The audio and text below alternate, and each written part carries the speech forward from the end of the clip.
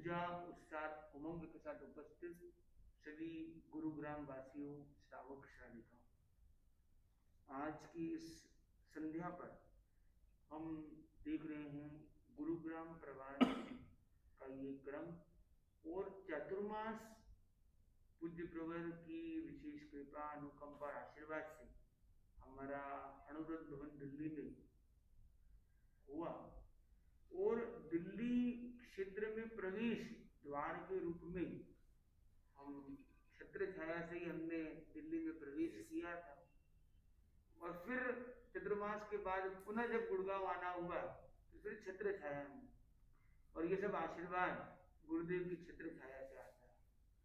तो गुरुदेव की छत्र छाया से हम दोनों संत करीब 15 दिसंबर को गुरुदेव का आशीर्वाद लेके चले थे और अब ये नवंबर महीना यहाँ पर दिसंबर आ गया, दिसंबर सॉरी यार दिसंबर 2 दिसंबर आ गया, तो मतलब 13 दिन शेष हैं और एक वर्ष गुरुदेव का आशीर्वाद लिए एक वर्ष होने वाला और आज संयोग से 13 भी है, 12 दिल्ली है संभवतः, तो 13 मतलब घड़ी में 13 आ चुकी है आज, क्योंकि घड़ी के बारे में बहुत सारी बात चल रही थी हमारी कि सामयिक लेते हैं तो एक घड़ी, घड़ी का मतलब एक यूनिट 24 मिनट का एक यूनिट को भी घड़ी कहा जाता है, एक मुहूर्त में 2 घड़ी होती है।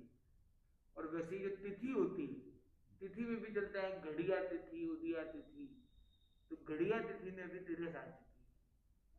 तो ये 13 की संध्या में आज हम यहाँ जुड़ रहे हैं और आगामी चतुर्दशी जैसे आती है तो हर चतुर्दशी को हाजिरी का एक क्रम, हाजिरी में गुरुदेव की जो आचार्य भिक्षु ने जो लेख पत्र लिखा, आचार्य भिक्षु ने जो मर्यादा पत्र लिखा और जयाचार्य ने जिन मर्यादाओं को एक महोत्सव का रूप दिया, तो उसकी स्मरणा बनी रहे, उसकी स्मृति बनी रहे कि साधु है हम, तो साधु का ये नियम और इस नियमों को का उल्लेख जो है श्रावक समुदाय के मध्य किया जाए, इस श्रावक को भी पता रहे कि साधु कौन होता है, वे साधु को पता रहे कि वो साधु है और श्रावक को भी पता रहे कि वो साधु है और साधु कौन होता है, ऐसी पारदर्शिता का दर्शन हमें कहाँ मिलता है और स्वामी जी के दर्शन में मिलता है। ये है भिक्षु स्वामी,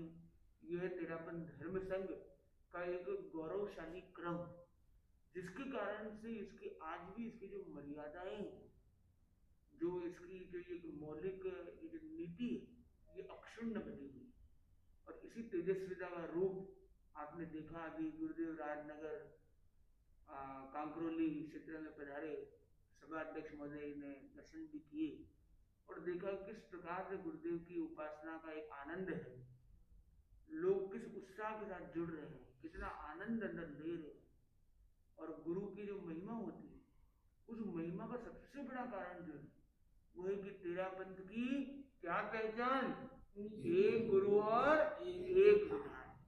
तो वो विधान क्या है, वो गुरुवर की वो वाणी क्या है, जिसके कारण से वो अमर दस्तावेज का, जिसके कारण से ये अक्षुण्ण क्रम चल रहा है। तो आगामी क्रम में हम कल संध्या में हाजिरी का क्रम भी संध्याकालीन क्रम में रख सकेंगे, क्योंकि शहरों में दिन की जगह रात्रि में लोगों को ज्यादा अनुकूलता है, सामान्यतः रह पाते हैं। तो अभी हमने क्या 3 क्रम रखे, सुबह विहार, क्योंकि वॉकिंग भी जरूरी है, खाली टॉकिंग और वॉकिंग नहीं है तो कैसे चलेगा, तो वॉकिंग भी जरूरी है। मध्याह्न में क्या है कि मोदी जी भी कहते चाय पर चर्चा, चाय पर चर्चा, परीक्षा पर चर्चा, तो अपने को 3 स्ट्रेस फ्री, तो स्ट्रेस फ्री चर्चा हो, कोई भी विषय पर हो सकती है, कोई भी दर्शन सेवा करना चाहे तो 3 बजे का समय रखा है। और रात्रिकालीन क्रम उसमें एक विशेष क्रम रहे अंदर कि उसमें कुछ ऐसा इंसाइटफुल टॉक। तो आज हमने देखा, आज की जो थीम थी हमारी, जो हमने सहज रूप में देखी, तो एक अंडरस्टैंडिंग पर थी कि कोई भी चीज को अंडरस्टैंड करना बहुत जरूरी है।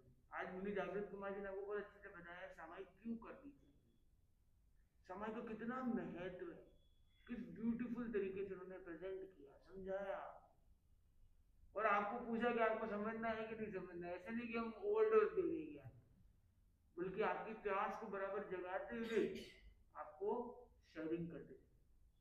क्योंकि शेयरिंग के साथ साथ क्या है, ये बहुत इंपॉर्टेंट है कि भी सामने वाला सुनना चाहता है कि नहीं। सुनना चाहता नहीं, वो उसके कानपुर में हड़ताल है और अपन डाले जा रहे तो भी ठीक नहीं है। तो ये क्वेश्चनिंग और लिसनिंग, वो सब जो कॉम्बिनेशन, उसका एक अलग आनंद आता है। ये बताइए कि आप में से यहाँ पे कौन कौन है जो समझदार है, वो हाथ ऊपर करे। जो लोग समझदार है वो हाथ ऊपर करे। हाँ तो वो हाथ ऊपर कर दो। नहीं नहीं, अब मैं क्या कह रहा हूँ, आप अपने आप, बहुत सही बात है, ये रिलेटिव टर्म है, इसका फाइनल आंसर कैसे दिया जाए, क्या पैरामीटर है। तो आप अपने अपने पैरामीटर, आपको पूछे कि आप समझदार हो या नहीं हो, तो आप बोले या तो मैं समझदार हूँ या तो मैं ना समझ हूँ, तो एक आंसर होगा। ठीक है, तो आपको अपने अपने पैरामीटर पर आंसर करना। किसी ने पूछा कि तुम बुद्धिशाली हो गया, फिर आईक्यू टेस्ट करेंगे तो चलेगा। अरे भाई तू बुद्धिशाली है कि नहीं, एक तो बुद्धि वाला है या बुद्धू है।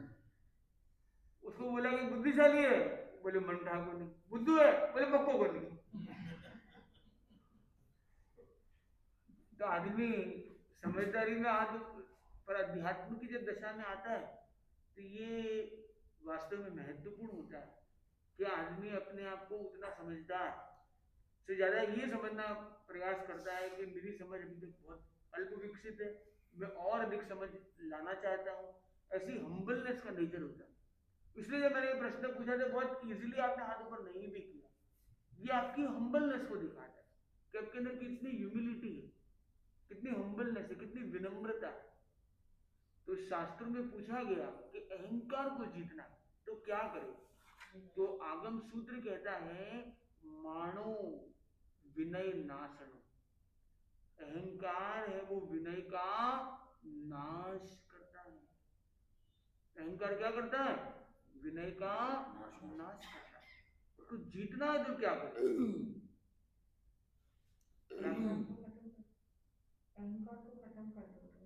तो मानो विनय नाशनो, तो विनय पूर्वक अहंकार पर आप जीत कर सकते हो। अगर अहंकार को जीतना है तो उसका सूत्र है विनय। तो विनय अगर हम लेके आ जाते हैं, हमारे अंदर विनय का भाव आए, तो अहम को जीत सकते हैं। अच्छा अब ये बताइए कि आप में से कौन कौन है जो अहंकार जिसके अंदर है, वो हाथ ऊपर करे। अच्छा नहीं, क्योंकि मैं नहीं पूछ रहा, आप जो कहना चाह रहे हैं, we are no one to जज you, we accept you as you are. और आप, क्योंकि देखो ये यात्रा आपकी अपनी, आज हमारा जो सेशन है ना, उसका टॉपिक है अंडरस्टैंडिंग। हम एक अंडरस्टैंडिंग क्रिएट करें, और ये अंडरस्टैंडिंग दूसरे मुझे क्या अंडरस्टैंड करते हैं, ये एक अलग विषय। देखो अंडरस्टैंडिंग तीन प्रकार के होते हैं, understanding the self, understanding others, एक understanding what others understand about you, और एक चौथा लेवल और होता है what you understand that the others understand about you. तो ये अलग अलग first person, second person, third person, अलग अलग अप्रोचेस होती है। और इसी चक्रव्यूह में हम कई बार संसार में एक सामान्य व्यक्ति उलझा हुआ रहता है कि मैं तो समझ रहा हूं कि मैं सही हूं भाई, पर वो पता नहीं क्या समझ रहा है, और वो गलत समझ रहा होगा, उसको करेक्ट करोगे जाके। तो सारी एनर्जी उसकी कहां लग रही है, करेक्ट किसको करना है, सामने वाले से करना है। किसके लिए, ये प्रूव करने के लिए मैं करेक्ट। तो अपने आप को करेक्ट करने के लिए, to prove yourself you need to improve other one. और ये सबसे डिफिकल्ट गेम हम शुरू कर लेते, सबसे कठिन काम है। और लोग, मुझे आश्चर्य होता है कितने कठिन कार्य में एकदम पूरा रात दिन लगे हुए थे, और एक सरल काम क्या है, prove yourself by improving yourself. मुझे ना तुम्हें प्रूव करना है, और तुम्हें इंप्रूव करने के लिए मुझे एनर्जी लगाना कोई जरूरी नहीं, तो मुझे अपने आप को इंप्रूव करना है, और अपने आप को इंप्रूव करने से मैं अपने आप को प्रूव कर ही लूंगा। और जब मैं अपने को प्रूव कर लूंगा तो इंस्पायर होकर आप भी अपने आप को इंप्रूव करने लग जाओगे, और जब आप अपने आप को इंप्रूव करोगे आप अपने आप को इंप्रूव ऐसे कर लोगे, तो सारे ही काम उसका हो गया अंदर। तो उसने क्या स्टार्ट किया, I am proving my self को ज्वाइन कर दिया, इम्प्रूविंग माई सेल्फ। जैसे कि इम्प्रूविंग माई सेल्फ, तो I am proving my self automatic हो गया, और इम्प्रूविंग योर सेल्फ भी हो गया, इम्प्रूविंग अदर सेल्फ भी हो गया बाई इंस्पायरिंग अदर्स। तो मोटिवेशन का जमाना चला गया। मोटिवेशन 2 मिनट के लिए रहता है, कुछ पलों के लिए रहता है, कुछ मिनटों के लिए, कुछ दिनों के लिए रह सकता है। जमाना है इंस्पिरेशन, हमें इंस्पायर करना। हम देखें गुरुदेव आचार्य महाश्रमण जी को देखें, वो क्या करते, वो इंस्पायर करते, बोलते बहुत सीमित, वो बोले ज्ञान, बोले प्रवचन में आप ले लीजिए, बोले कहने की भी अपेक्षा नहीं है दिन को, वो टाइम फिक्स किया हुआ, 22 मिनट का प्रवचन। आपने अगर ध्यान दिया होगा गुरुदेव का मुख्य प्रवचन जो था करीब 22 मिनट का सामान्य। तो वो मान लो अपने को भाई 21वीं शताब्दी से 22वीं शताब्दी के लिए भी तैयार कर दिया, फल रह रही हो जाओ, मतलब एकदम सीमित शब्दों में। और जब आप एक पर्सनल प्रेरणा भी ले जाते हैं, लोग बहुत कुछ बोलते हैं, और गुरुदेव एकदम स्माइल के साथ, एकदम सॉफ्टली, बहुत कम शब्दों में बहुत कुछ कर देते हैं। और जनरली वो राइटिंग पे विश्वास करते हैं, वे अर्ज करते हैं, आप अर्ज करके चले गए, और फिर जाने में बोलेगा गुरुदेव मैंने तो, उसने अर्ज नहीं की थी, मैंने ही की थी, वो भाई ये क्या है, तो गुरुदेव बोलते लिखित दे देना, ठीक क्लियर। क्योंकि राइटिंग में जब आता है तो क्लैरिटी ऑफ थॉट्स आ जाती है, thoughts are clear, because thoughts are written, documented. फिर आपको प्रूविंग के लिए अलग से जरूरत नहीं है, तो प्रूफ हो गया। तो इम्प्रूविंग और प्रूविंग ये दोनों बहुत इंपॉर्टेंट है। हमें राइटिंग करनी चाहिए अपने हाथ से। कहते हैं written goals are achieved goals. क्या आप अपने आप को कभी पत्र लिखते हो? आप में से कितने लोग हैं जिन्होंने अपने आप को एक पत्र लिखा है? तो हाँ, डायरी लिखते थे, नहीं मतलब एक मतलब अपने आप को संबोधन करते हो, जैसे भाई घिया जी, श्री घिया जी, या घिया जी, मेरे प्रिय घिया जी, ऐसे करके आपने शुरुआत किया और लिखा।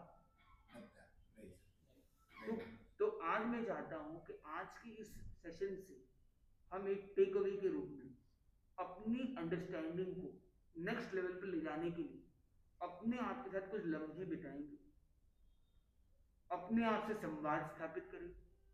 पहला है अपने आप से संपर्क, दूसरा अपने आप से संवाद, और तीसरा अपने आप को संदेश। ये 3 सूत्र हमें आता है। पहला क्या है? संपर्क। क्या करना है पहले? संपर्क। संपर्क आपने कॉल लगाया और उसने फोन उठाया ही नहीं, और आते बोला मैंने मैसेज दे दिया। एक आदमी को बोला भाई, वो आया, मैंने बोला भाई कि 4 लोगों को भी बताना कि आप जानकारी दे सकते हो। तो हमारे सुरेश जी आए, हाँ ठीक है भाई, इनको बता देते हैं, बता दिया। बोले कर दिया? बोला मैंने उनको फोन कर दिया। बोले क्या? बोले उन्होंने फोन नहीं उठाया, मैं क्या करूं? हो गया काम खत्म भाई। आपने बोला था उनको बता देना, मैंने बता दिया। अब वो नहीं सुनने थे, मैं क्या करूं भाई? मैंने तो मेरा दे दिया। पर हमारे सुरेश जी ऐसा नहीं करते, ये बहुत समझदार है। ये बोलते कि मैंने लगाया, उन्होंने नहीं उठाया, तब तक वो पेंडिंग है, वो काम पेंडिंग। तो इम्पोर्टेंट है। वैसे ही हम अपने आप से कई बार बातें करते हैं, पर अपने संपर्क किए बिना हम बोलना चालू कर देते हैं, वो होता है ओवर थिंकिंग। ओवर थिंकिंग में क्या करते हैं, हम अपने आप संपर्क स्थापित नहीं करते और संवाद शुरू कर देते हैं, बात पर बात, बात पर बात, आगे से आगे आगे, इतनी फायरिंग ऑफ थॉट्स हो जाती है, इतना वर्लपूल बन जाता है, चक्रव्यूह बन जाता है, पर वो एब्जॉर्प्शन नहीं होता, रिसेप्टिविटी नहीं होती, एक्सेप्टेबिलिटी नहीं होती, अंडरस्टैंडिंग नहीं होती, खाली विचारों का एक लूप बन के रह जाता है और चक्रव्यूह में आदमी उलझ जाता है। आप में से कितने लोग जो कभी कभी ओवर थिंकिंग में चले जाते हैं? कभी कभी मतलब खाली बैठे होते हैं तो ये विचार चालू हो जाते हैं आगे। अक्सर कभी कभी होता है, अक्सर होता है किसी के साथ, और किसी के साथ नहीं भी होता है। कोई ज्वेल की तरह जीता है, रूबी की तरह। तो इम्पोर्टेंट ये है, तो हर किसी में इक्वली खूबी ना भी हो, पर अच्छी बात ये है, इसका मतलब आपके पास विचारों की शक्ति है। अच्छी अच्छी बात है कि आपके अंदर विचारों की क्षमता है, पर विचारों का व्यवस्थापन नहीं हुआ, इनको व्यवस्थित नहीं रखा। सामान बहुत है घर में पर बिखरा, विचार बहुत है पर बिखरे हुए सब, आगे पीछे ये वो, तो लग रहा है ये कूड़ा घर है, क्या है ये कचरा है, डिस्टर्ब हो रहा। उल्टा घर में कदम रखने वाले ये इतने लाख रुपए का, ये इतने हजार रुपए का, ये इतने करोड़ रुपए का, सब ऐसे ऐसे बिखरा हुआ हो, पैर अपने घर में जगह नहीं, वो घर अच्छा घर का जाएगा। और एक आदमी ने क्या किया, सब सामान समेट के अलमारी के अंदर, एक सेफ के अंदर वहां पर रख दिया, पूरी जगह खाली प्लेन है। तो आदमी अच्छे से चल रहा है, अच्छे से काम कर रहा है, उसको वो चीजें भी उपलब्ध है, तो वो क्या हो गया, ऑर्गेनाइज कर दिया। तो अपने आप को ऑर्गेनाइज करने के लिए, अपने आप को अंडरस्टैंड करने के लिए, अपने आप को एक्सप्लोर करने के लिए हमें 3 स्ट्रेटेजिक स्टेप्स लेने। पहला है संपर्क स्वयं, दूसरा है संवाद स्वयं, और तीसरा है संदेश स्वयं के लिए। तो हमें अपने साथ संपर्क करने के लिए मी टाइम, यानी अपने साथ बैठना है। खुली आंखों से भी बैठ सकते हैं, बंद आंखों से भी बैठ सकते हैं। बंद आंखों को ध्यान कहा गया, खुली आंखों को आत्मचिंतन रूपी ध्यान कहा। खुली आंखें हैं, अब खुली आंखों से कोई सामने आएगा, हमारे तरह की बातें चालू हो जाएगी, इसलिए योगियों ने क्या कि आंख बंद कर दो। आंख बंद करके सामने वाले को मैसेज मिल गया, सबसे बड़ा मैसेज सामने वाले को मिल गया कि भैया कुछ प्रयोग कर रहा है भैया, अभी दूसरी बातें मत करो, ये आंख बंद करके बैठा है, ये ध्यान में लगा हुआ। खुली आंखों से ध्यान करोगे, पता नहीं तो देख रहा है इधर उधर, क्या कर रहा है भाई तू, अरे ध्यान काय का ध्यान दे रहा है, ध्यान किधर है भाई। तो खुली आंखों से जब वो आंख इधर उधर देख रहा है, सामने देख रहा है, तो तेरा ध्यान किधर, आंख बंद तब तो नहीं पूछते ध्यान किधर। जबकि बंद आंखों वाला सबका कोई ध्यान एकदम कोई लग जाता कोई जरूरी नहीं है, पता नहीं ध्यान किधर किधर किधर होता है, और खुली आंखों से ध्यान किधर फोकस्ड होता है, पर लोगों में कुछ व्यवहार चलते हैं। तो हम एक प्रयोग कर सकते हैं, कई लोगों के लिए आंख बंद करके ध्यान करना बहुत सहज हो सकता है, तो अच्छी बात है। तो जिनका नहीं होता है, ये जो इनिशियल बिगिनर्स है, वो क्या है, स्वयं से संपर्क के लिए नेचर से कनेक्ट कर सकते हैं। मतलब सामान्य सामने कोई वृक्ष हो, पर्वत हो, या बादल, या खुला आसमान, या चंद्रमा, या तारे, कोई भी प्राकृतिक दृश्य, प्राकृतिक वस्तु जिसको देखने से उसमें लाइक और डिसलाइक पैदा ना, प्रिय अप्रिय के भाव ना। अगर आप बिल्डिंग देख रहे हो, ये बिल्डिंग बहुत अच्छी है, अरे ये बिल्डिंग तो बढ़िया, एलिवेशन नहीं है, तब राग और द्वेष को जोड़ दो। पर हम आसमान के प्रति, बादलों के प्रति, चंद्रमा के प्रति, सूर्य के प्रति, सितारों के प्रति सामान्यतः ऐसे कमेंट्स पास नहीं करते। हमारे मतलब माइंड का सिस्टम पेड़ के प्रति क्या मैसेज कहती है, पेड़ सुंदर वाला ये नहीं है, सामान्यतः नहीं करता है, एक सहज देखता है, और वो देखते देखते क्या होता है कि उसको छोड़ के वो खुद से कनेक्ट हो जाता है, क्योंकि उसको जज नहीं कर रहा है, तो वो उसको एक आध मिनट ऑब्जर्व कर रहा है, पर बाद में क्या होता है वो अपने आप से कनेक्ट हो जाता है। देख पेड़ रहा है, पेड़ को रहा है, पर एक्चुअल में वो अपने आप से बात कर रहा है। तो संपर्क स्वयं से। दूसरा लेवल जो है वो क्या है, संवाद स्वयं से। फिर हम कम्युनिकेशन शुरू करते हैं, अपना सेल्फ और अपना हायर सेल्फ। एक तो वो जो सेल्फ है जो मैं जी रहा हूँ, और एक हायर सेल्फ मतलब मेरे अंदर जो परमात्मा स्वरूप, मेरे अंदर जो अपने तत्वों में कहते हैं द्रव्य आत्मा, पर्याय आत्मा। मेरी जो द्रव्य आत्मा है वो शुद्ध आत्मा, पर्याय आत्मा वो अलग अलग स्वरूपों में रहती है, कभी कषाय में भी चली जाती है, कभी योग उपयोग में भी रहती है, अलग अलग स्तरों पे वो जाती रहती है, कभी ज्ञान आत्मा बन जाती है, कभी चारित्रात्मा बन जाती है, जैसे जैसे साधु वाले चारित्रात्मा भी। तो हमारी जो भी पर्याय है, तो मोड तो हमारे बदलते रहते हैं। तो हमारा जो ये वर्तमान का सेल्फ और एक जो हायर सेल्फ, तो हमें क्या करना है, हायर अथॉरिटी को खड़ा करना है, और हायर अथॉरिटी हमारी इस वर्तमान पर्याय से चर्चा करेगी। तो वो हायर अथॉरिटी, अरे अभिजीत मुनि क्या कर रहे हो, किसके लिए तुमने संयम लिया, बोले दीक्षा के लिए, अपने लिए, आत्मा के लिए। तुम आत्मा के लिए क्या कर रहे हो, आज पूरे दिन में आत्मा के लिए क्या किया, और व्यवहार के लिए क्या किया, खाया पिया, ये तो व्यवहार का जगत था, ये कोई लोगों से थोड़ी चर्चा की, ये भी ठीक है, पर तुमने अपनी आत्मा के लिए आज क्या किया, अपने मुख्य लक्ष्य के लिए तुमने क्या किया, आज का ये पल फालतू तो नहीं जा रहा है तुम्हारा, तुम्हारा जीवन सही दिशा में है क्या। तो इसी को लेकर एक सूत्र दिया आचार्य श्री तुलसी ने, साधु के आत्मचिंतन को बढ़ाने के लिए। उन्होंने कितना सुंदर सूत्र दिया, किमर्थम साधवो जाता, कि साधु ऐसा चिंतन करे कि मैं किस लिए साधु बना। ये प्रॉम्प्ट दे दिया मैं, तो प्रॉम्प्ट इंजीनियरिंग चलती है। चाहे जीपीटी में बोले प्रॉम्प्ट डालो ज्ञान गंगा शुरू, तो उन्होंने आचार्य तुलसी ने हमें पहले प्रॉम्प्ट इंजीनियरिंग प्रॉम्प्ट दे दिया था कि प्रॉम्प्ट डालो और आत्मचिंतन शुरू हो जाए, कि अपने आप से एकांत में एक शांत बैठ जाओ और अपने आप से पूछो कि साधु क्यों बना, what is the purpose of becoming my साधु।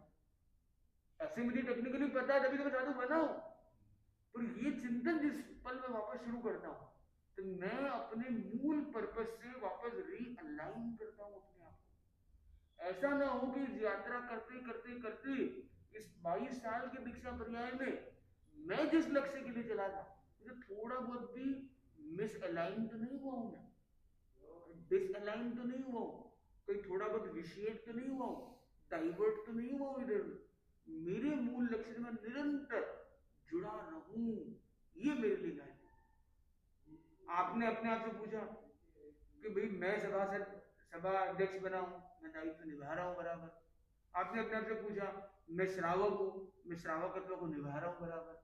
मैं एक व्यक्ति ने सोचा कि मैं पिता हूं, मैं पिता का वो गुण धर्म निभा रहा हूं या नहीं। किसी ने बोला मैं भारतीय हूं, मैं भारतीयता को निभा रहा हूं या नहीं। एक आदमी का अलग अलग अलग अलग चीजें हो सकती है, क्योंकि सभी के मल्टीपल रोल। आप किसी एक रोल पर आत्मचिंतन को ले जा सकते हैं और उस पर बेस्ड एक संवाद कर सकते हैं, जिसमें से एक one of the important subject होता है पर्पस ऑफ लाइफ, कि मेरा जो जीवन चल रहा है मैं किस ओर जा रहा हूँ, मेरे जीवन का लक्ष्य क्या है, मैं किसको चेज कर रहा हूँ। आई एम चूजिंग समथिंग और आई एम बिकमिंग चूजी। तो चूजी बनना अलग चीज है, कुछ चूज करना अलग चीज है, कुछ चेस करना अलग चीज है, कुछ फेस करना अलग चीज है। कभी कभी हम कुछ मटेरियल्स को चेस करते रहते हैं, चलो ये करना ये करना ये करना, और एंड गोल कोई क्लैरिटी नहीं है। तो पर्पस क्या होता है, जो हायर पर्पस वो मिसिंग हो जाता है। तो अपने आचार्य प्रवर ने सुंदर एक कोटेशन दिया, सिंपल लिविंग हाई थिंकिंग। आज क्या हो गया, high linking high living shallow thinking, ऐसा भी कभी कभी देखा जाता है। मतलब तो हाई लिविंग और होलो थिंकिंग हो, तो होल होगा अंदर, खोखलापन होगा अंदर। जीवन का उद्देश्य में अगर खोखलापन है या सुपरफिशियल है, खाली बाहरी चीजें, तो हम आगे जाकर उसको अचीव करने के बाद भी वो संतोष नहीं आएगा जो आना चाहिए, जो सुख चैन खुशी आनंद जिसके लिए वो दौड़ रहे। ऐसा ना हो कि आप मंजिल पर पहुंच जाओ और पता चले कि यार पैसेंजर तो रास्ते में गिर गए, गाड़ी भी हमने चला दी, गाड़ी को पहुंचा दिया एक स्टेशन से दूसरे स्टॉप तक, पर पैसेंजर रास्ते में गिर गए। जिस पैसेंजर को ले जाने का काम हम कर रहे होते, अगर वो पैसेंजर गिर जाए तो हमारी यात्रा की कोई सार्थकता नहीं है। हम सब जीवन को जी रहे, उस जीवन में जिस पैसेंजर को हम पहुंचाने के लिए पूरी गाड़ी को चला रहे, इस जीवन के रथ को चला रहे, वो पैसेंजर गिर न जाए। वो पैसेंजर है आपके भीतर का आनंद। तो ये आनंद के साथ जब विकास है तो वो विकास वास्तविक विकास है, वरना वो विकास जिसमें आत्मा का प्रकाश न हो, वो विकास नहीं, वो तो विनाश है। तो समय का विनाश है, अपने अस्तित्व को विनाश की तरफ ले जाने का क्रम। तो हम अपने आप से पूछिए कि आज मैंने जो पूरा दिन बिताया, मैंने अपने जीवन का एक पड़ाव पार किया, आज का सूर्यास्त गया, मेरे जीवन का एक खंड चला गया। आयुष्य खंड मादाय रविरस्तु मयम गतः, आज सूर्य अस्त हुआ, मेरे आयुष्य का एक खंड लेके चला गया। पर इस एक खंड के बीतने के साथ मैंने अपने आज के लिए क्या अर्जित किया, whatever I invested for myself, it was a waste of time और इन्वेस्टमेंट ऑफ टाइम। आप कितने लोग इन्वेस्टमेंट में विश्वास करते हैं?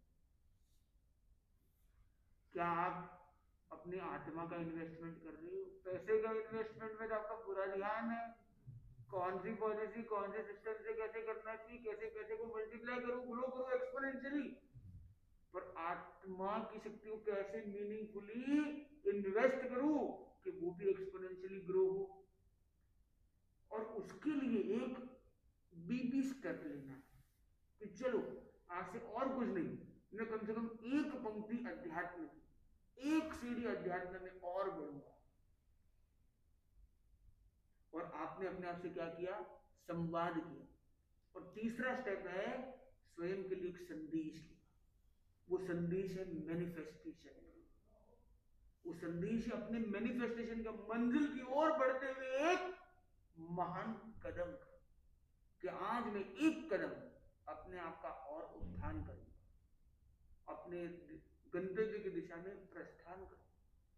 तो आप अपने को एक डायरी बना सकते हो, एक लेफ्ट पेज में एक दृश्य बनाइए, जैसे आपकी मान लो एक डायरी है ऐसी कुछ, और ब्लैंक पेज, जैसे कोई लाइन नहीं है, रूल्ड नहीं है, और यहाँ पे आपने एक दृश्य बनाया कि आप क्या हो आज, और एक है आप क्या अपने आप को देखना चाहते हैं, एक अपने अगले सप्ताह में।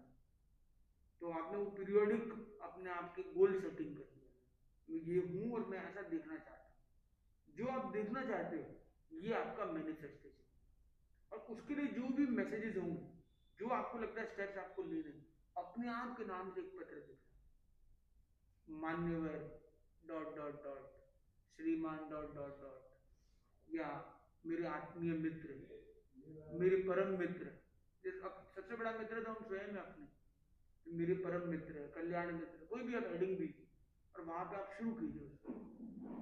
जीवन बहुत सारा बीत चुका है, और जीवन जिस मंजिल के लिए मंजिल शायद धूमिल हो चुकी है। मुझे आज मेरे अंदर एक अवेकनिंग कॉल है, आज मैंने संपर्क किया, कितने सालों बाद आज तुमसे बात की, आज मैंने संवाद तुमसे स्थापित किया, तुम्हें समझने का एक प्रयत्न किया, और चलो अब हम मिलकर ये वादा करते हैं कि हम अपने इस इरादे को इस लेवल तक पहुंचाएं।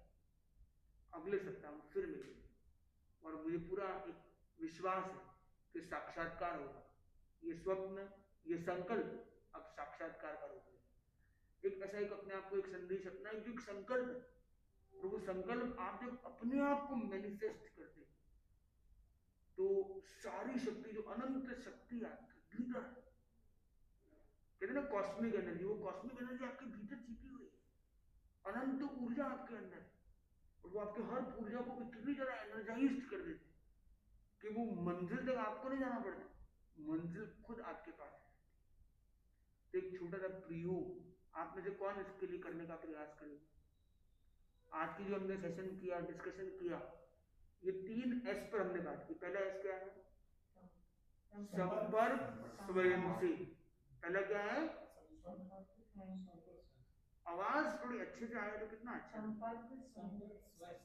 हाथ ऐसे रख के जयना पूर्वक हम बोलेंगे संपर्क स्वयं से। पहला स्टेप क्या है? संपर्क स्वयं से। दूसरा संवाद स्वयं से, और तीसरा क्या है? संदेश स्वयं के लिए। तो ये 3 स्टेप्स, कौन कौन किस किस को ये 3 स्टेप्स वाली स्ट्रेटेजी अच्छी लगी, और कौन कौन उसमें अपना कम से कम आगे आगामी 3 दिन इस पर इन्वेस्ट करने का कौन कौन लक्ष्य रखता है? कम से कम 3 मिनट, कम से कम 3 मिनट अगले 3 दिन हमें इन 3 सूत्रों पर प्रयास करना है, अभ्यास करना है, कोशिश करनी है। कौन कौन कोशिश करेगा? 3 दिन 3 मिनट। और हम क्रमशः आप एक्स्ट्रा प्लस आप कुछ कितना भी कर सकते, मिनिमम हम आज शुरू करें। तो अब आज के सेशन को ये कंप्लीट करते हैं। आपके मन में कोई क्वेश्चन है तो आप पूछ सकते हैं। हमारा लक्ष्य है गुड़गांव प्रवास में हम ये चाहेंगे कि हम अपनी आत्मा का उत्थान करने का एक पर्व बनाएं। ये 5 रात्रिक प्रवास जो यहाँ पे गुड़गांव में अभी तक निर्धारित है, उस क्रम में आज हमारा यहाँ पे छत्र जी के छत्र छाया ये गैलेरिया जो एरिया है यहाँ पे हुआ है। कल जो है वो है हेरिटेज सिटी और दसानी जी के वहाँ पे। उसके आगामी दिन द वरेंडास अपने सेठिया जी के वहाँ। उसके अगले दिन अनिल जी बैद कैमिलियस। उसके अगले दिन भंडारी जी साउथ सिटी 1। तो ये क्रम मोटा मोटी बना हुआ है। प्रतिदिन रात्रि में सामान्यतः 8 बजे का समय है निर्धारित, इसमें हम जुड़ने का लक्ष्य रखेंगे। तो हमने 5 थीम रखी है अंदर, मतलब 5.1 थीम रखी है। गुरुग्राम का उत्थान, और उसमें उत्थान मतलब UTHAN। तो आज है U फॉर अंडरस्टैंडिंग। आज हमने सेल्फ की अंडरस्टैंडिंग और सामायिक की अंडरस्टैंडिंग तो कुछ अच्छी चर्चा की है अंदर। अब टी फॉर है ट्रस्ट एंड टॉलरेंस, क्योंकि हमारा विश्वास कैसे बढ़े और सहिष्णुता को रीडिफाइन करने की जरूरत है। लोग सहिष्णुता की जो परिभाषा है सामान्यतः समझते हैं, और सहिष्णुता का मीनिंग मूल क्या उसमें कोई अंतर है, और आज की सोसाइटी में कितना सहन करना उचित है, कहाँ पे जीरो टॉलरेंस होना चाहिए, कहाँ फुल टॉलरेंस होना चाहिए, कौन टॉलरेंस बढ़ाने की जरूरत है, या टॉलरेंस कैसे बढ़ाया जा भी सकता है या नहीं जा सकता, उसके बारे में हम कुछ एक सामाजिक परिप्रेक्ष्य में भी कुछ चर्चाएं कर सकेंगे। और ट्रस्ट है, चाहे अध्यात्म के प्रति हो, चाहे रिलेशनशिप्स में हो, अंडरस्टैंडिंग हो, ये ट्रस्ट, क्योंकि ट्रस्ट इश्यूज भी कई बार बहुत रेलेवेंट हो जाते हैं, तो ट्रस्ट कैसे हम उसको ट्रस्ट वर्दीनेस को बढ़ा सकते हैं, तो ट्रस्ट एंड टॉलरेंस। फिर है हैप्पीनेस एंड हार्मनी, हम साथ में रहते हुए हार्मोनियस लाइफ कैसे और हैप्पीनेस पर हम कैसे वर्क कर सकते हैं। फिर है एक्सेप्टेंस, एक्सेप्टेंस का पावर हम कैसे बढ़ा सकते हैं, और एक्सेप्टेंस एंड एडेप्टेशन, कैसे हम एडेप्टेशन कर सकते हैं, अलग अलग तरह के लोग मिलते हैं मिलनसारता के साथ कैसे हम ग्रहणशील बन सकते हैं। और लास्ट है nature nurture, and for nature and for nurture, कैसे हम प्रकृति के साथ जिए और कैसे अपनी आत्मा का पोषण, अपनों का पोषण कर सके। प्रकृति और पोषण का जुड़ाव हमारे अंदर हो और हमारी आत्मा का ऐसा उत्थान हो, हमारा यू फॉर अंडरस्टैंडिंग से चलकर हम अपने पोषण तक की यात्रा करेंगे, और जब हम अपनी आत्मा का पोषण करेंगे, प्रकृति से मिलेंगे, तो हमारी समझ और गहरी होगी, हमारी अंडरस्टैंडिंग और डीप होगी। जितनी अंडरस्टैंडिंग डीप होगी उतना हमारा अध्यात्म की जो ट्रस्ट है वो और नेक्स्ट लेवल पर जाएगा, हैप्पीनेस को और अधिक हम एक्सप्लोर कर पाएंगे, और अधिक हार्मोनियस हम होंगे, और अधिक एक्सेप्टेंस हमारे अंदर होगा, एडेप्टेशन होगा, और अधिक हम अपने आप को नेचर और नर्चर कर पाएंगे। ये उत्थान का एक क्रम है। तो ये जो ये 5 सेशंस के ये जो 5 सूत्र हैं, ये कितने लोगों को लगता है कि ये 5 सूत्र जीवन के लिए महत्वपूर्ण हो सकते हैं? कितने लोग हैं जो इन 5 सूत्रों को जीवन में लाना चाहेंगे? यस और नो? यस। उसके लिए क्या हम अपने समय का योगदान उसमें देना चाहेंगे? ये बताइए कि ये जो 5 सूत्र ये किसके लिए, महाराज के लिए है, कहते बाजू वाले के लिए? नहीं, बाजू वाले के लिए होंगे। अगर मेरा बेटा समझ जाए ना इनको तो मेरा काम हो जाएगा। ये बाजू वाला समझ जाए तो ठीक है, तो सब काम बढ़िया हो जाए। पर इंपॉर्टेंट है कि इम्प्रूविंग, इतना मेहनत अपने को नहीं करना है कि दूसरों को इम्प्रूव करें और खुद को प्रूव करें, पर हमें क्या करना है, खुद को इम्प्रोवाइज करना है, बाकी सब कुछ अपने आप। तो आज के साथ आज इसी बात पर अपनी वाणी को ये विराम देते हैं। किसी के मन में कोई जिज्ञासा है, कोई बात है, वो कह सकता है। हाँ जी। के लिए संपर्क करें, मतलब भौतिक भी हो सकता है, आध्यात्मिक भी हो सकता है, कि मैं अपने लिए संदेश लिख रहा हूँ कि मैं आज क्या हूँ, कल क्या बनना चाहता हूँ। यदि मैं मान लो एम्बिशियस होके कुछ लिखता हूँ, ठीक है, तो मतलब स्वयं के लिए कि मेरे को कुछ अचीव होता है भौतिक रूप में, तो वो किसी और के लिए? ये आपका क्वेश्चन है। तो देखिए कि हमारे 2 पार्ट्स हैं, एक है हमारा शुद्ध स्वरूप या हमारा आध्यात्मिक स्वरूप, वो मेन। तो हमारे जो आध्यात्मिक लक्ष्य है, आध्यात्मिक के लिए हम एक जर्नी करते हैं, वो तो नंबर 1। पर साथ साथ में एक व्यवहारिक मनुष्य का एक व्यवहारिक स्वरूप भी, और व्यवहार में वो शरीरधारी भी है, संबंधधारी है, परिवारधारी है, सामाजिक दायित्वों से भी जुड़ा हुआ है, व्यापारिक जिम्मेदारियों से भी जुड़ा हुआ है, और वो अपना एक नेटवर्क के लिए भी काम करता है।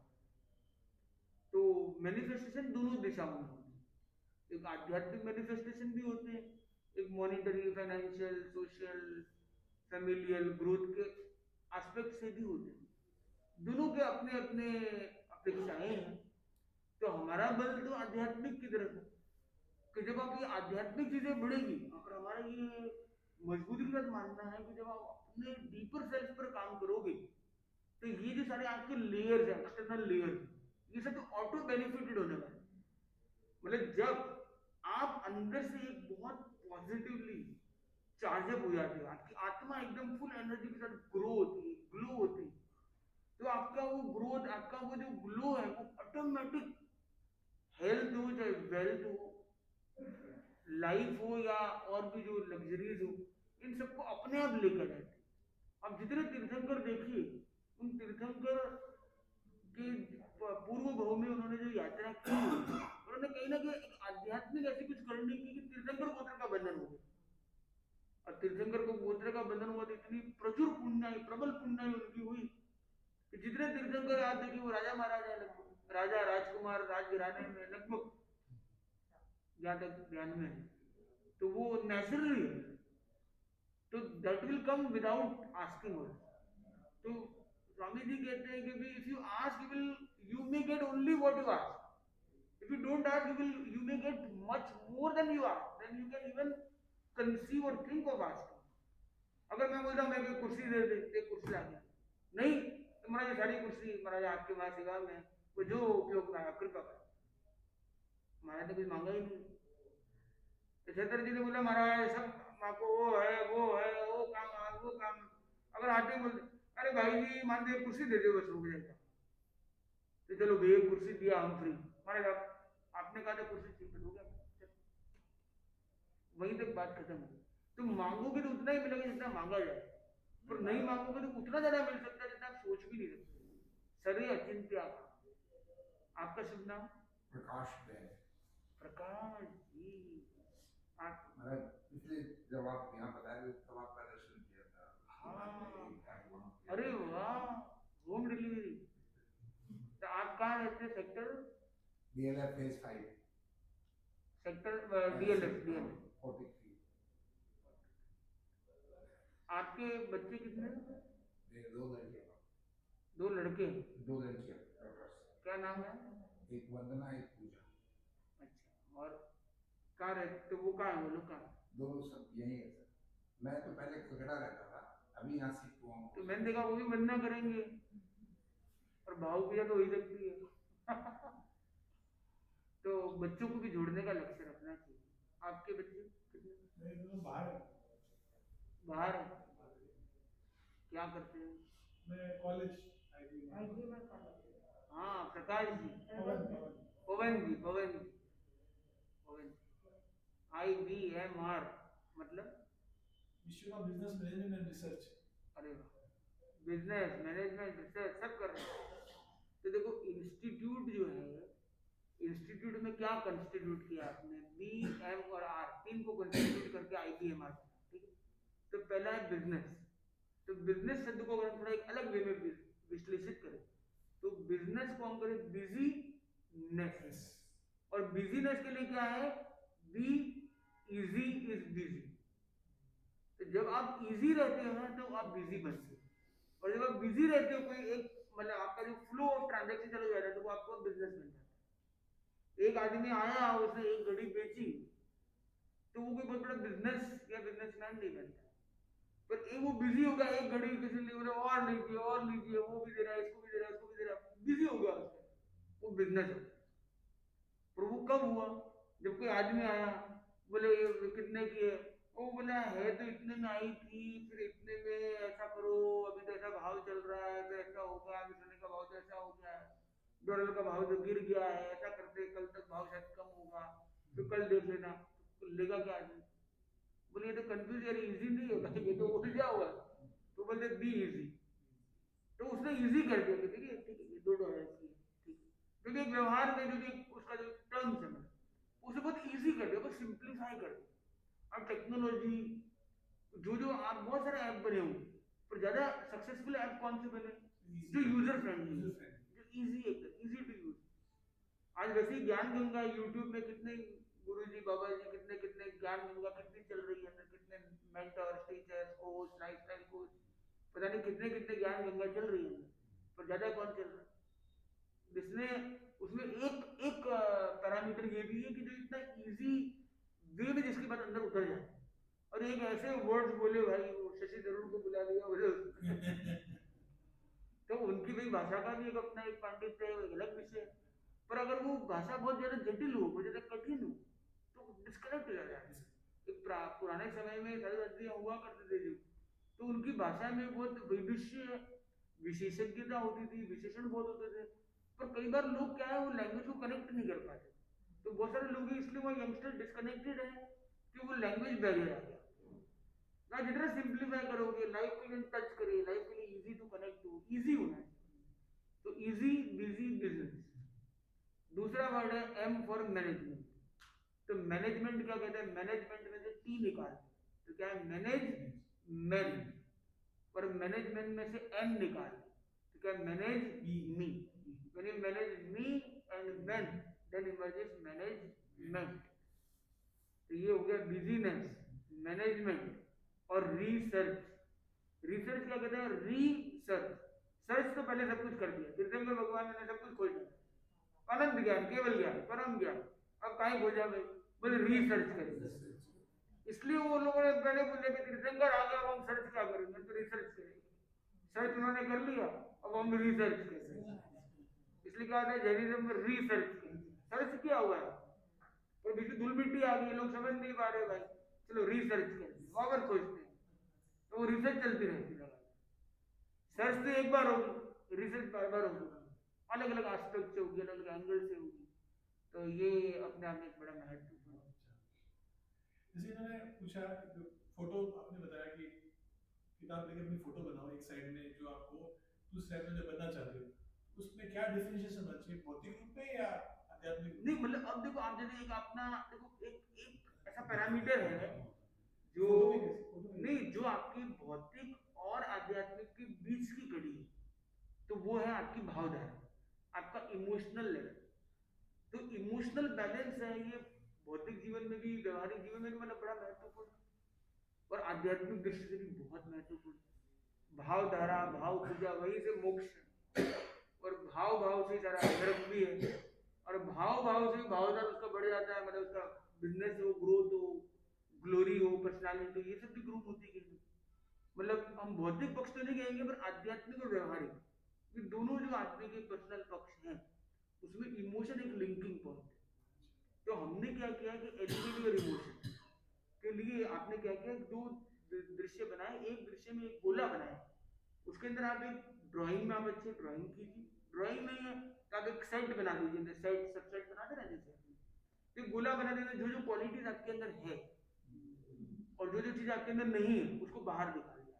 एक गोला बनाया, जो जो है अंदर डाल दिया, जो नहीं है वो बाहर डाल दिया, या जो चीजें हैं अंदर पर नहीं होनी थी उसके अंदर एक और एक सेट बना के अंदर डाल दिया, ये भी अंदर मेरे, इनको हटाने का, ठीक है। और इधर वाला जो दृश्य बना वो एक सेट बनाया जो अंदर होना चाहिए, और जो चीजें अंदर थी और नहीं होनी चाहिए उसको बाहर निकाल दिया। तो ये सब चीजें बाहर हो जानी चाहिए, ये सब अंदर हो जानी, ठीक है, पर वो अचीवेबल होना चाहिए। आप ऐसा मत सोचो कि भाई बस केवल ज्ञान, प्रैक्टिकल सोचना है कि जो मैं इस सप्ताह में अचीव कर सकता हूँ, और आपके अंदर का विश्वास होता है कि this is doable, this is viable, achievable, practical, तो उसको आपने एकदम डाल दिया। तो थोड़ा ना आप अपने को स्ट्रेच करोगे और आपका सबकॉन्शियस माइंड सपोर्ट करेगा और आप वहां पे पहुंच जाओ। धीरे धीरे जैसे आपका कॉन्फिडेंस बढ़ती जाएगा, क्लैरिटी बढ़ती जाएगी, you will be able to have far more, you will be able to comprehend such a goals which are today maybe they are not conceivable. तो धीरे धीरे आपका वो पावर भी बढ़ते जाएगा, पर बेबी स्टेप से हम आगे बढ़ेंगे। तो इसी पर हम एक बुक भी लिख रहे हैं, तो उसका ड्राफ्ट फॉर्म में भी बनी है, इमोजिम। जैसे इमोजी डालते हैं ना लोग, इमोजी, वो है इमोजिम, मतलब इमोशनल जिम।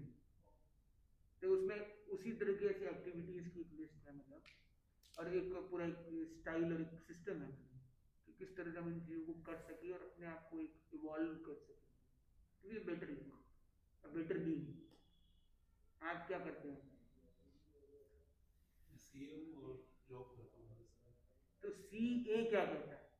सीए मतलब एक होता है सीयू, एक है सीए।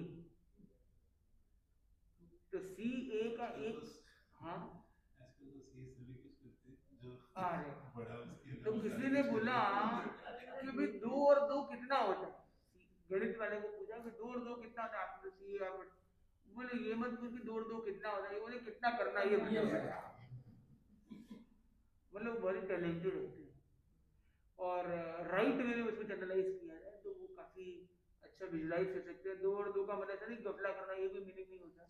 2 और 2 को 22 से एक्सपोनेंशियली कैसे ग्रो कर सकते हैं, वो भी एक विजन भी आदमी रखता है, तो एक बड़ी चीज होती है। तभी वो कोई कंपनीज में एक लीडिंग पोजीशन पे पहुंच पाता है और एक अच्छा कंट्रीब्यूशन करता है अपनी तरीके से अपने अपने फील्ड में। छत्र जी आप कहाँ करो था? मैन्युफैक्चरिंग। तो देखो मैन तो सब है, पर मैन्युफैक्चर करने वाला कोई कोई होता है।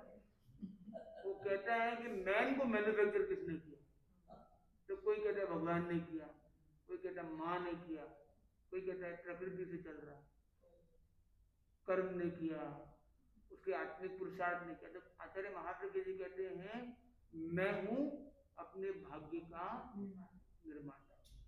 तो निर्माता कौन है? मैन्युफैक्चरर मतलब निर्माता। निर्माता कौन है? हमारे भाग्य का निर्माता कौन है? आपके भाग्य के लिए जिम्मेदार कौन है? आप स्वयं। तो जनरली हम लोग क्या करते हैं, ब्लेम गेम में चले जाते हैं। तो खुद के लिए उस फ्रेम को एक्सेप्ट करना ये भी बहुत बड़ी चीज है। और उसके लिए क्या है, हमेशा हमें क्या है, विनोद प्रिय, जॉली नेचर होता है ना, हंसमुख स्वभाव होता है, तो सबसे मिलजुल के चलता है। हमारे यहाँ के सभाध्यक्ष महोदय, इनका नाम भी क्या है, विनोद। और जब विनोद होता है ना भीतर में, तो चमक होती है। चमक कैसी, एक रत्नों जैसे चमक होती है। आपका शुभ नाम? राजू भाई। आपका? आशा। देखो आशा अमर धन है और उसी का राज चलता है। जब आशा बनी रहती है ना, तो सब राजी राजी रहती है। और फिर क्या है, चमक आती है रूबी जैसी, रत्न जैसी, और सब विनोद प्रिय हो जाते हैं और पवन वेग से चलते हैं। और क्या है कि भाई उसके पास हमेशा है ना वो ऊर्जा का छत्र चलता है, गुरु के आशीर्वाद में भी छत्र उनके साथ चलता है। और उनके अंदर अभी वेजिटेबल्स में नंबर 1 क्या माना जाता है, घिया। जूस सूप के सारे प्रोडक्ट्स में वही चलता है। और वो क्या होता है, वो आपका नाम क्या बताया? प्रकाश। वो अंदर से क्या रखता है, प्रकाश। तो बस भीतर का प्रकाश चाहिए, बाकी सब कुछ अपने आप हो जाए। तो आज के सेशन को यही कंप्लीट करते हैं। और किसी के मन में कुछ जिज्ञासा हो तो पूछ सकता है। ये आप जो वर्ड क्लिक करते हैं जी, वो कहाँ पे लिख के रखते हैं? आपके अंदर वो वर्ड्स क्या है, हम पिक आप से करते हैं। मैं सोचता हूँ मैं भी, मतलब टीम होती है और साथ में जब We mark from the market. 2 घंटा बोल सकते हैं, पर आप तो मेरे ख्याल से 24 घंटा लगातार बोल। हम ज्यादा बोल रहे हैं मतलब। नहीं मतलब the way you Vinod read the things, सही है। शब्द से आप इतना लंबा चीज नहीं वो तो इन्होंने इतना बड़ा शब्द दे दिया, आई बी एम आर, इतना सारा मीनिंग है भाई, इतना मीनिंग है। ऐसी बात तो बता सकते हैं, जब इन्होंने रखा तो नहीं and instantly आप लिंक करते हो, तो it's मानने की कोशिश करते हैं। ये हमने उदित मुनि का भी प्रवचन यहाँ पे सुना था। हाँ हाँ, तो the way he connect the people, it's great interest, otherwise देखिए मतलब सब आते हैं सुनते हैं। सही बात, सही बात। नहीं इंटरेस्ट के बिना तो कोई मतलब ही नहीं है। क्योंकि हमारा तो ये मानना है कि देखो कितने लोग जुड़े, उससे ज्यादा इंपॉर्टेंट है वो कितनी गहराई से जुड़ते हैं। और वो जुड़े, हमसे जुड़े इंपॉर्टेंट नहीं, धर्म से हमसे जुड़े और स्वयं से जुड़े, सबसे इंपॉर्टेंट। अगर वो स्वयं से जुड़ गया है तो फिर उसके पीछे कोई फील्डिंग की जरूरत नहीं। ये बोलते महाराज जुड़े, मैंने संभाल लिया, कोई नहीं, वो कोई नहीं, वो कोई नहीं, तो खुद ही संभाल ली। Auto fielding simple. अगर ऑटो फील्डिंग पर लग जाए ना आदमी, तो फिर वो एलुमिनी के रूप में मिलता है वापस कि महाराज सेल्फ लर्निंग यूनिवर्सिटी में आपने जुड़ा था और मैं आज आया हूँ, मेरा ये बदल गया, ये ऐसा हो गया। कितने लोग हमें मिलते हैं, मतलब पहले कहते हैं चमत्कार, तो आज के जमाने में भी चमत्कार है। हम लोग यात्रा कर रहे थे मुंबई से, गुरुदेव पूना पधारे थे, पूना से फिर गुरुदेव की यात्रा करके सूरत पधारे थे। हम लोग पूना से मुंबई होकर सूरत गए थे जो गुरुदेव की दृष्टि से। तो जब हम मुंबई पुनर्प्रवेश किए थे, तो तो एक आदमी 1-1.5 साल से उसको पैरालिसिस होने के कारण उसका हाथ बिल्कुल मूवमेंट नहीं था, तो उनको व्हील चेयर पे लाया, पता चला कि महाराज आ रहे हैं तो एकदम से हुआ ये वो। और हमारा 25-30 किलोमीटर का लंबा बिहार था, मतलब वो रास्ते में मतलब लंबा बिहार था, जितना भी किलोमीटर था, तो वहां पे वो एंड पॉइंट पे ही वो 1-8 किलोमीटर पहले वो आते हैं और योग मिल जाता है, वो दर्शन करते हैं। तो एक बड़ा उत्साह होता है, देखो फेथ हीलिंग भी बहुत बड़ा काम है, तो श्रद्धा का एक पावर होता है। संत को देखकर तो देखते श्रद्धा, उनको गुरुदेव का नाम याद किया और उनको एक मंगल पाठ सुनाया, मंगल पाठ सुनाया, और उनको मुझे पता नहीं कि उनके हाथ में ये दिक्कत है वो दिक्कत, बोले हाथ जोड़ो, हाथ जोड़ के मंगल पाठ, जुड़े हाथ सुनो मंगल पाठ, उन्होंने हाथ जोड़ ली और उनका हाथ चलने लग गए, और उनके वास्तव में इतना बड़ा परिवर्तन। तो वो मुझे बाद में बताया कि भाई फैमिली ने बताया पूरा कि घर में पगले आगे करने गए, वो भी गए, कि 1.5 साल से उनके हाथ में कोई मूवमेंट नहीं था और आज उनके हाथ जुड़ गए। तो ये गुरुदेव की शक्ति है, या जो एक फेथ में, जो श्रद्धा में जो शक्ति है, उसे चमत्कार हो जाता है। पर अब अपने इन्वेस्टमेंट क्या है कि वन टाइम इन्वेस्टमेंट, पर उनके लिए एक ऑल टाइम एक वो एक चीज हो गई उनके लिए। तो महत्वपूर्ण कई बार क्या होता है कि एक बहुत छोटी चीजें बहुत बड़ा काम कर जाती है। वो आपने अगर ये संवाद स्वयं से शुरू कर दिया, स्वयं से संपर्क का एक सिलसिला शुरू कर दिया, स्वयं को संदेश देना शुरू कर दिया, तो क्या हो गया, आप एक सेल्फ लर्निंग यूनिवर्सिटी में जुड़ गए, तो SLU में आ गए हो, सेल्फ लर्निंग यूनिवर्सिटी में आप ऑटोमेटिक आप आगे बढ़ते हो और आप हमारे एल्यूमिनी मेंबर बन गए और पता नहीं कब कितने साल बाद या कितने समय के बाद कभी भी आप मिलते हैं कि महाराज आपने वो उस दिन बताया ना, वो हम अभी दिख जाता है।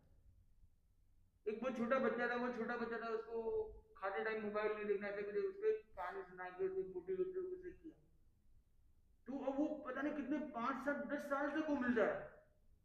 उसकी मम्मी बोले महाराज और किसी दिन आपसे उसको मिलने का है, आपको उसे देख के किया वो अभी तक निभाता है, बराबर निभाता है, वरना पहले मोबाइल के बिना वो कोई चीज नहीं करता है, और वो उसका एकदम अभी एकदम पक्का नियम बन गया है। तो मतलब कभी कभी कोई कोई शब्द किसी को घर कर जाते हैं और वो ऑटो मोड हो जाए ना, तो उसकी कोई बराबरी नहीं। तो हम तो यही कोशिश करते हैं कि हम आप लोगों से सीखते हैं। तो गुरु हमने सीखा था, गांव कोतवाली सिखा था हमको, एक 3 सूत्र दिए संतों ने। जब हम पहली बार गुरुदेव गुरुकुलवास से न्यारे में गए, गुरुकुलवास में हम मैक्सिमम टाइम गुरुकुलवास में रहे, अभी तक की हमारी 22 ईयर्स में लगभग 10 ईयर्स हम गुरुकुलवास में रहे और लगभग वही 10-11 ईयर्स न्यारे में रहे। तो हमारा बैलेंस रहा कि जनरल लोगों में रहने का भी और गुरुकुल में रहने का, पावर हाउस में पावर सप्लाई का एक अलग आनंद, और जब एक न्यारे में रहते तो एक सेल्फ लर्निंग के लिए एक अलग प्रॉपर एटमोस्फेयर होता है कि आपको माहौल क्रिएट करना है, आपको वर्क करना है, तो वर्किंग के लिए ये भी एक अलग एक्सपोजर देता है लर्निंग।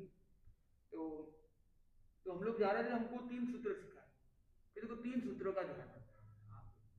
बोले पहला है कि भाई बोलना बतलाना, कोई भी आ जाए, एक आदमी भी आ जाए, वो बड़ा है छोटा है, कौन सी जाति वर्ग समुदाय, पढ़ा लिखा कम पढ़ा, ये वो नातीला बिना नातीला कुछ नहीं देखना, कोई भी आया तो उसको बोलना बतलाना, कम ज्यादा जितना समय बोलना बतलाना। दूसरा है गोचरी पानी, कोई भावना भाग जाए तो बोले एक दाना लेना है गोचरी कर, तो बोलना बतलाना जरूरी है, गोचरी में व्रत जाना जरूरी है। कोई ऐसा नहीं वंचित नहीं रहना चाहिए, कुछ ना कुछ बोले उसका भी भाव उसका रहता है। उपयोग में कम आने वाली चीजें कम लेनी, ज्यादा लेना भी। और तीसरा है कोई भी बड़े संत कुछ भी कहे ना तो स्टेप कर लेना, भले वो काम नहीं भी कर पाए, एक बार तो स्वीकार उक्ति करनी है, फिर कोई कठिनाई हो तो बातें बता भी सकते हैं और कोशिश करने की उसको फॉलो भी कर लेते। तो ये 3 सूत्र हमने प्रयोग में लेके देखे, उससे जबरदस्त लाभ मिला हमको। तो हम लोग थे लाडलू में, तो 2008 में हमारी चाकरी थी। तो चाकरी मतलब होता है कि 1 ईयर ड्यूटी होती है, सेवा में रहना। तो वहां पे एक रिद्धकरण के स्वामी थे, वो बहुत अवस्था प्राप्त थे, और उनका कभी कभी नेचर थोड़ा स्ट्रांग होता है, ऐसा होता है, फर्क होता है सबका अपना अपना। तो अनेक संत उनके पास आए गए, चाकरी वाले हो या बिना चाकरी के पहले भी हो, तो किसी ने उनका ट्यूनिंग आज तक सेट नहीं हुआ। तो संत लोग मजाक मजाक में बहुत कुछ बोलते ही करते थे। और हमारे क्या थे कि हम लोग थे 4 संत और बड़े बुजुर्ग जो संत थे 5 संत जिनकी सेवा की। हमारे 4 संतों में भी एक संतों का थोड़ा स्वास्थ्य की कुछ कठिनाई थी, एक हमारे बड़े महाराज थे, तो बड़े महाराज थे, तो हम पीछे 2 ही संत थे। तो 2 संत और ऐसे 9 संतों का आहार पानी हमारा भी हमको लाना है और सबका ही लाना है। तो 9 संतों का आहार पानी सेवा व्यवस्था, एक संत थे उनको रोज उल्टियां होती थी, एक संत को ये है, किसी को ऐसे सपोर्ट करना, मतलब पूरे दिन मतलब वो कुछ ना कुछ चल रहा है लगातार, फुल ऑन ड्यूटी है, 24/7 लगे रहो जरा, ठीक है। अब ऐसे भी काम करना और फिर काम करने में भी आपकी बिना गलती का आपको कोई सुनना ये वो इजी तो नहीं होता है।